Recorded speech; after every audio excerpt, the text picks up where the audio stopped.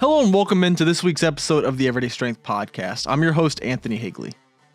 Now, every now and then you'll see someone on social media or maybe in the gym squatting with these heavy chains hanging from the bar or stretching a heavy, thick band from the rack up onto the barbell. And if you've never trained that way before, at first it can look a little unusual for sure. But these tools didn't come from internet trends or social media clips. They come from serious strength training environments. Thinking powerlifting gyms, old school performance facilities, and most notably, Westside Barbell, where accommodating resistance became a staple in the pursuit of maximal strength and power.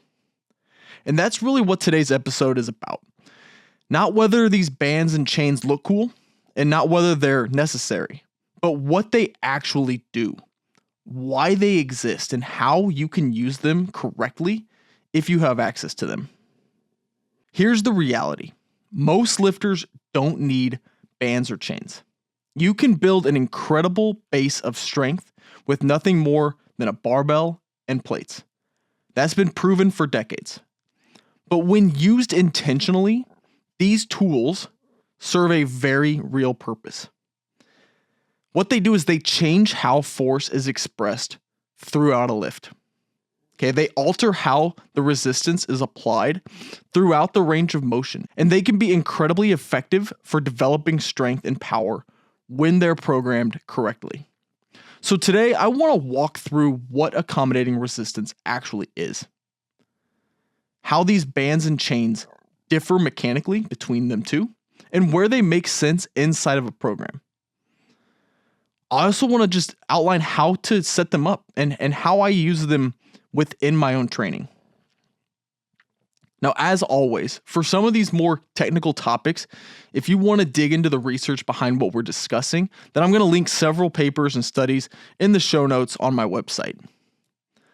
But first, to understand bands and chains, you have to, start with a really simple reality of barbell training. As I've discussed on a previous episode on advanced strength training techniques, the barbell doesn't care where you are at in the lift. The load is constant, right? If there is 400 pounds on the bar, there is 400 pounds on the bar at the bottom of the squat, halfway up, and whenever you're standing at the top at lockout. The external resistance never changes. However, your ability to produce force absolutely does. Now, most compound lifts follow what is called an ascending strength curve. You're mechanically disadvantaged in the bottom position where the joint angles are less favorable and leverage is poor. And then as you move through the range of motion, those joint angles improve. Your leverage improves and you're able to express more force. The lift quite literally becomes easier as you stand up. So think about a squat. Okay, the hardest position for most lifters is coming out of the hole. Once you pass that sticking point and your hips and knees start to extend into stronger positions, then the bar starts to move more freely. By the time you're near lockout, you're typically in your strongest position. The same pattern follows in the bench press. Okay, driving the bar off the chest is usually the limiting factor. As the elbows extend and the bar approaches lockout, then most lifters are capable of handling substantially more load than they could at the bottom. Traditional barbell loading doesn't account for that. The resistance, like I said, stays the same even though your force capability changes. And accommodating resistance allows us to alter this relationship. So instead of the load being fixed, the resistance increases as you move into these stronger positions, and it decreases where you're the weakest. The resistance curve begins to accommodate the lifter and the athlete. And that is the central idea behind accommodating resistance. There's also a velocity component that often gets overlooked. So when lifting a constant load, lifters naturally decelerate the bar near the top of the movement. You almost have to do so in order to maintain the control and the technique. If you continued accelerating all the way through lockout, right, the bar would leave your hands or fly off your shoulders. And so research on barbell kinematics shows that this deceleration phase is present in most typical traditional lifts, and therefore force production tapers off as you approach the top of the movement. Now, accommodating resistance allows us to change that dynamic because resistance continues increasing as the bar moves, right? You're encouraged to keep producing more force throughout the range of motion. You don't coast into the lockout the same way. And that becomes especially relevant when we talk about using bands versus chains, because each tool alters that force and velocity profile in slightly different ways. Now, accommodating resistance didn't show up overnight, and it definitely didn't start on social media. Its popularity traces back to the powerlifting world, and specifically Louis Simmons and Westside Barbell, where Westside was one of the first gyms in the United States to systematize a conjugate style approach to strength training. So rather than running long, linear cycles focused on a handful of competition lifts, their systems rotated movements, and they rotated them frequently, right? They trained multiple strength qualities in the same training week, and they emphasized both maximal force production and bar speed. Now, that last piece is where bands and chains really start to enter the picture. Okay, Westside lifters weren't just trying to lift heavy. They were trying to lift heavy and move the weight fast. Now, absolute strength and rate of force development were trained side by side. So dynamic effort method became a cornerstone of this philosophy. So with using submaximal loads, moved through maximal intent, the goal wasn't fatigue here. The goal was speed and force expression. And through a lot of different experimentation with bands and chains, they turned out to be incredibly useful tools in this context. Okay, chains allowed the lifters to overload the top of a lift without burying themselves in the bottom position. The load matched the strength curve more naturally, and it let them kind of handle heavier weights where they were mechanically strongest. While bands did something slightly different. Okay, because resistance increased more aggressively as the band stretched, and because the band actively pulled the bar downward on the eccentric, they then created a much more demanding force and velocity profile. Okay, so the lifters had to accelerate harder and stay aggressive throughout that entire range of motion. These qualities fit perfectly with the dynamic effort method. It's also worth acknowledging that a lot of this development happened in the equipped powerlifting era, where supportive gear like squat suits and bench shirts changed the demands of the lift, and they made the overload and the lockout strength even more important. However, even as the sport has shifted more towards raw lifting, many of these training methods still remain useful because the underlying principles of force production and strength curves haven't really changed. Okay, over time, accommodating resistance became part of that Westside identity, not as a gimmick or a spectacle, but as a practical solution to specific strength and power training goals. Now, while not everyone needs to train exactly like Westside, their influence on the modern strength programming is still undeniable. Okay, a lot of what we now take for granted in performance training environments traces back to ideas that they helped popularize. And bands and chains are a part of that lineage. Now, these tools often get grouped together under this umbrella of accommodating resistance. And while that's technically true, mechanically, they are very different tools. Okay, they change the lift in different ways. Okay, they feel different under the bar, and they tend to serve slightly different purposes in a training block. Chains primarily change the load curve. Okay, as you lift the bar, the chain comes off the floor. And this means that the effective load increases gradually throughout the concentric portion, the lifting portion of the lift. Okay, at the bottom, a meaningful portion of the chain is resting on the ground. And so the bar is lighter where you're mechanically weakest. Now, as you stand up or you press the bar up, more chain lifts off the floor and the load increases throughout the lockout. The resistance with chains feels more smooth, almost in a linear way. Okay, because of that, chains tend to feel more natural. They're noisy, but they're natural. They follow the strength curve of most compound lifts. The movement pattern doesn't feel radically different. It just feels heavier where you're the strongest. And that makes them incredibly useful for max strength work. If you're squatting with heavy chains, you can handle more total load near lockout without getting crushed in the hole. Same with the bench press. Same with the deadlift. You're overloading the top portion of the lift while respecting the fact that you're mechanically disadvantaged at the bottom. And it's a very practical way to be able to apply overload. Now, bands, on the other hand, they change the force demands of the lift a little bit more aggressively. Bands stretch, and the resistance increases faster the more that they're stretched. And this creates a steeper resistance curve compared to chains. But there's also another difference that matters just as much, and that is that bands actively pull the bar downward during the eccentric phase. So now you're not just lifting against an increasing resistance, but you're also controlling a faster and more forceful descent. And this changes the feel of the lift significantly because bands demand intent. They demand acceleration. And they reward the lifters who stay aggressive throughout the entire range of motion. Right? You can't coast through a banded lift in the same way that you might coast through a straight rep on the bar.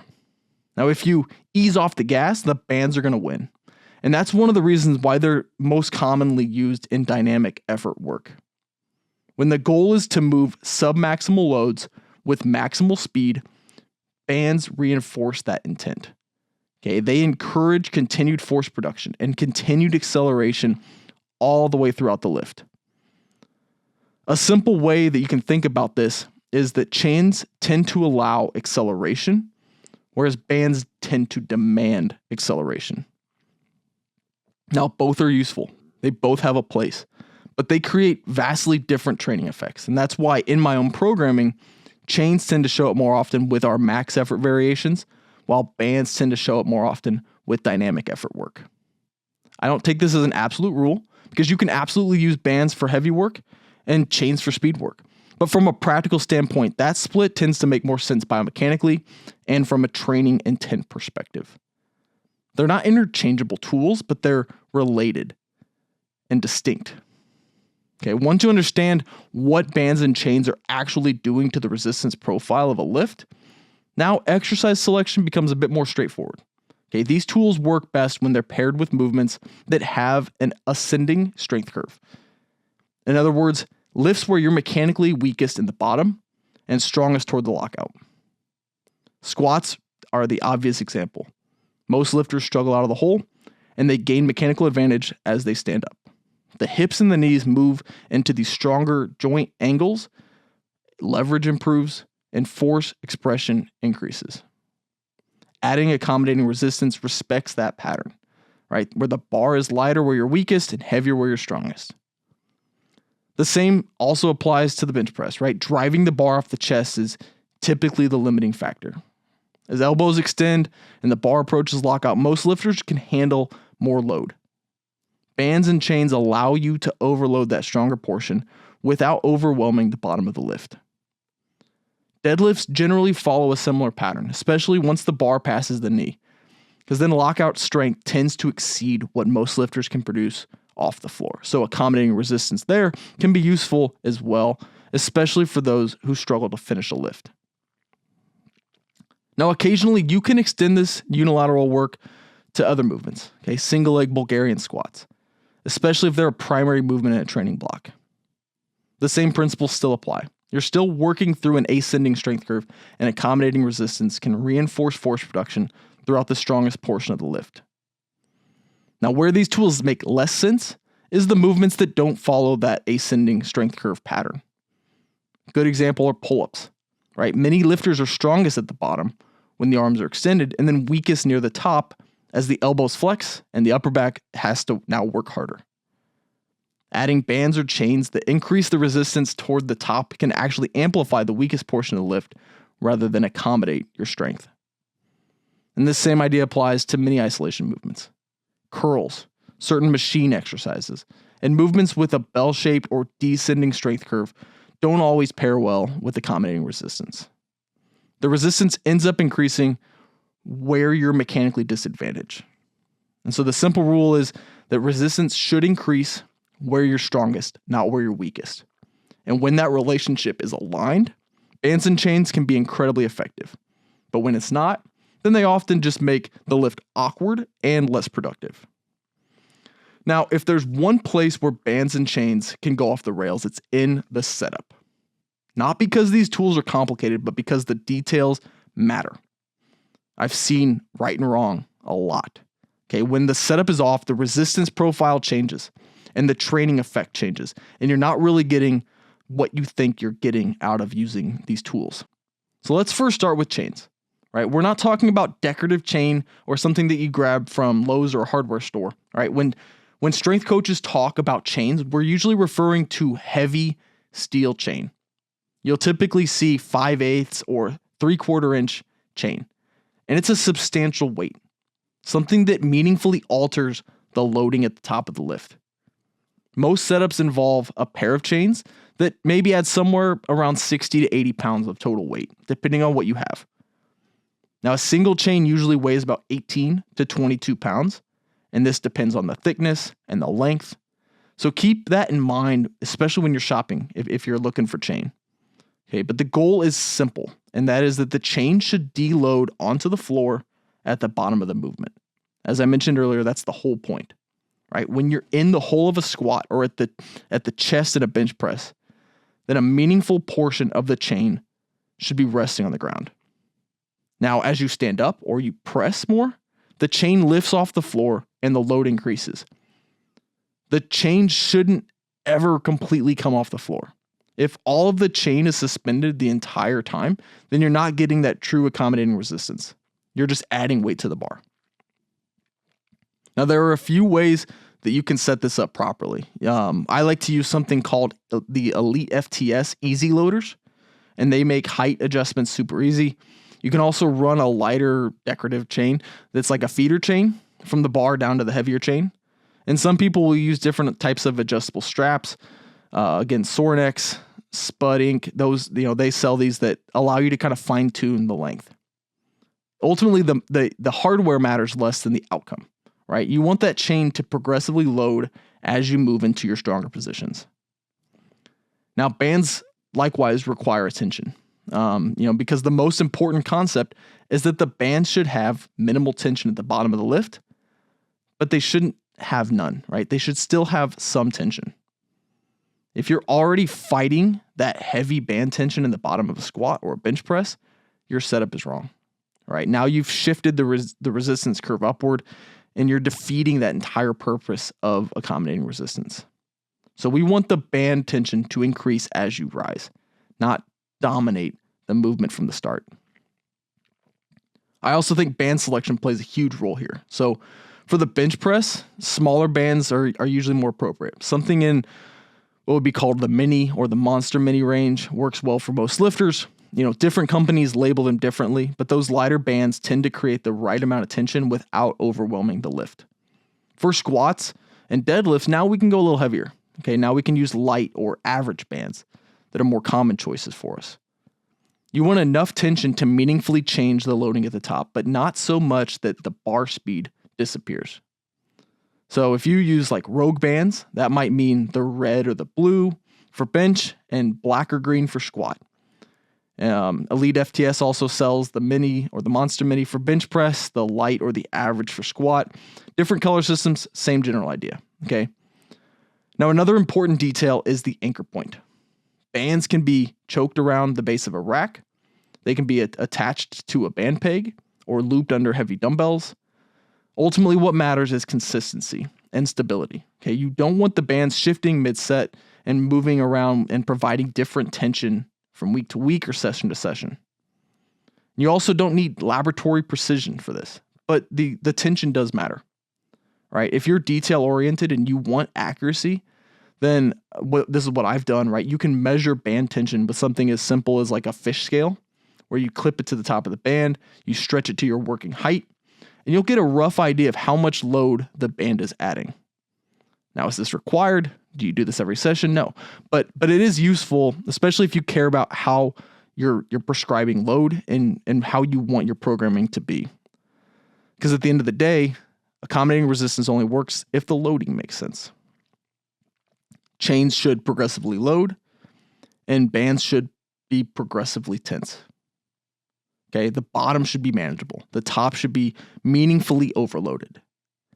When those pieces are in place, then the tool does what it's supposed to do. Now, once you have this setup dialed in, programming is where accommodating resistance really starts to shine.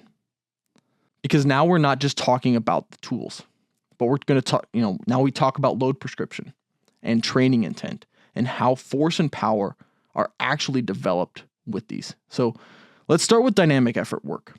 One of the consistent findings in strength conditioning research is that peak power typically occurs at moderate loads, not maximal loads. And it's also not under ultra light loads. It's somewhere in the middle. So depending on the exercise, peak power is often produced roughly between 30 and 70% of your 1 rep max. Jumping movements tend to peak lighter, and the traditional barbell lifts tend to peak a bit heavier. But the theme is consistent, and that is that maximal power lives in that moderate loading zone. That's one of the reasons why dynamic effort work still sits where it does. Okay, we're using submaximal weight, and you're moving it with maximal intent. The goal isn't fatigue. The goal is bar speed and force production and power expression.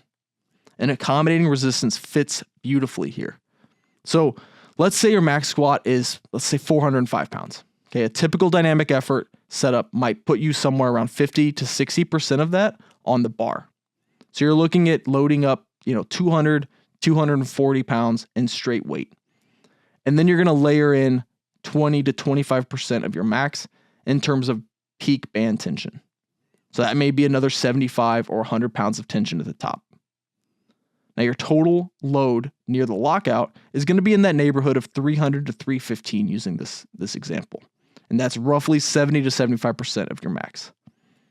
But the bottom, the lift is still manageable. So you can move and start accelerating the bar quickly, right? You get the best of both worlds with this type of stuff, where you're getting speed out of the bottom and then overload at the top.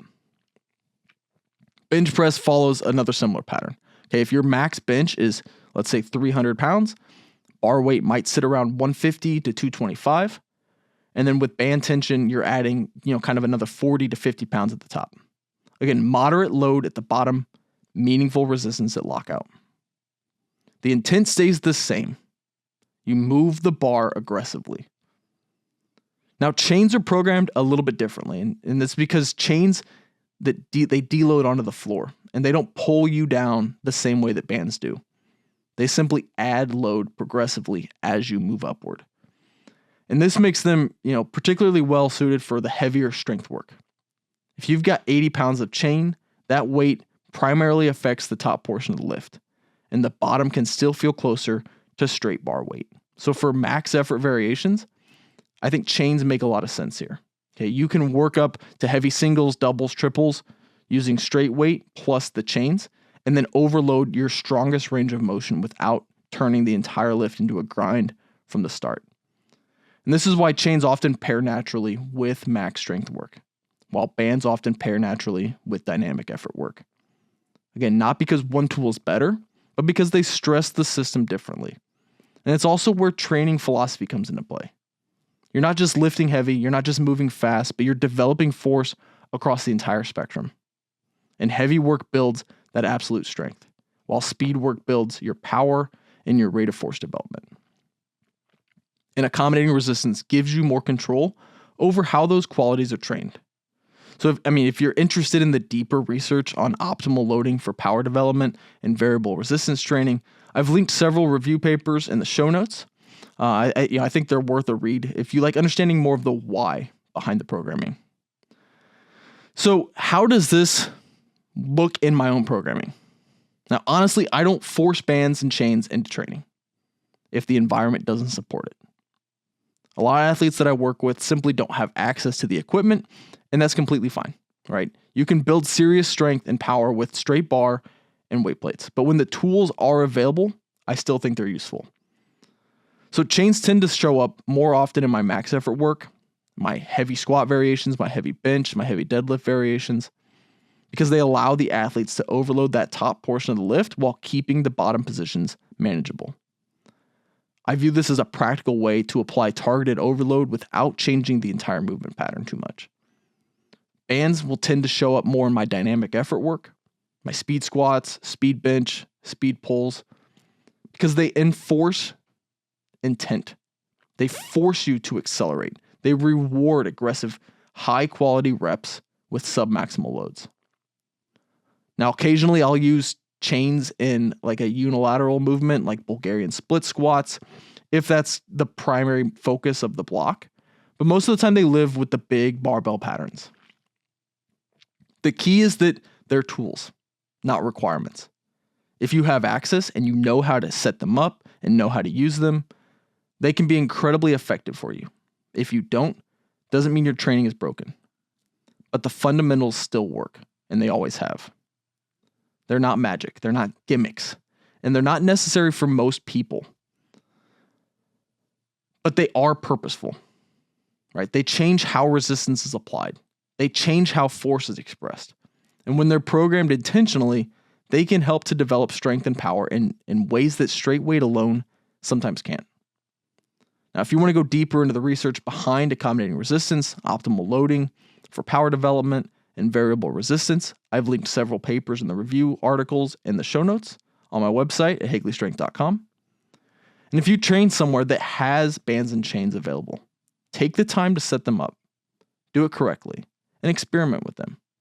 Feel the difference, right? Learn how they change your lift. Used well, they're very serious tools. I'll catch you in the next one. So thanks for listening to the Everyday Strength Podcast. If today's episode helped you learn something, do me a favor and make sure you're subscribed on YouTube, Apple Podcast, or Spotify. This helps the show grow and it ensures that you never miss an episode. If you're on YouTube, drop a comment. I read all of them. And if you're on Apple or Spotify, then a quick 5-star review goes a long way in pushing this information to more people. If you want to go deeper, then join the Performance Edge Network. It's free to join and it gets you access to my weekly newsletter, which is full of training breakdowns, physiology deep dives, and tools that you can apply immediately to become a stronger, fitter, higher performing everyday athlete. And if you're ready for structured programming, then I've got options for whatever path you're on. The Peak Performance Training Program is my flagship strength and conditioning program. And I also offer Peak 3X, which is a 3-day per week version for busier athletes, along with other programs designed for hybrid competitors, runners, and anyone who wants to train like an athlete year-round. You can find all those and more at hagleystrength.com. I appreciate you being here. Keep training hard, and I'll see you in the next episode.